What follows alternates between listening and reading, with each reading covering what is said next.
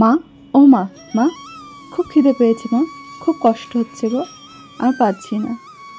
ও মা, ও মা, দুদিন ধরে কিছুটি খাইনি, দুটো ভাত দাও না মা। দাঁতে দাঁত চেপে কান্নাটা চেপে নেয় কনক। ছেঁড়া কাঁথাটা মুখ অব্দি টেনে মুখ ঢাকা দিয়ে আরও সে ঘুমানোর ভান করে।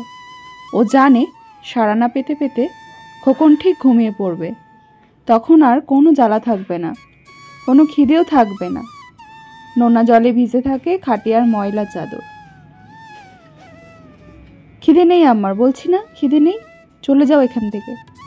কথা শেষ হতে না হতেই কাজ ভাঙা ঝঞ্ঝাট শুনতে পেলেন ডক্টর সরকার। কিছুদিন হলো স্ত্রীকে হারিয়েছেন, কিন্তু সেই শোকটুকুও চাপা পড়ে গেছে মেয়েকে হারানোর ভয়। মাকে হারিয়ে ক্ষুধা নিদ্রা সবই ত্যাগ করেছে সে। মেয়ের কষ্ট তিনি বোঝেন, কিন্তু দিনের পর দিন অন্যের এহেন অপমান কনক যে আর সহ্য করতে পারছে না। এত বছর পেরিয়ে গেলেও আজও চোখ বুঝলে তার সামনে ভেসে ওঠে সেই বস্তির ঘুমটি ঘরের মধ্যে থাকা ছেলের কান্না, শুধুমাত্র এই অন্যের জন্যই।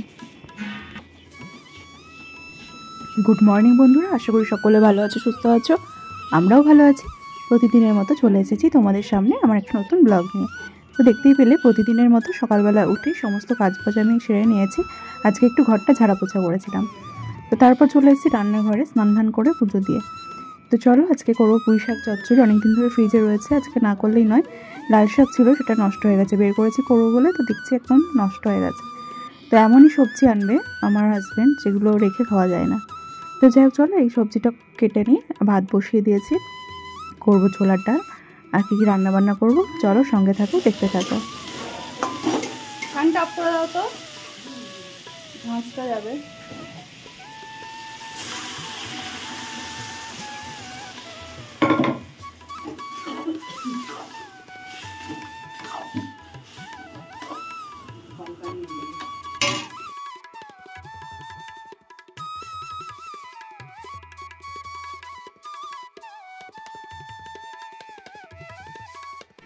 তো বন্ধুরা রান্নাবান্না আমার হয়ে গেছে, ডিমের ঝোলটা হলেই হয়ে যাবে।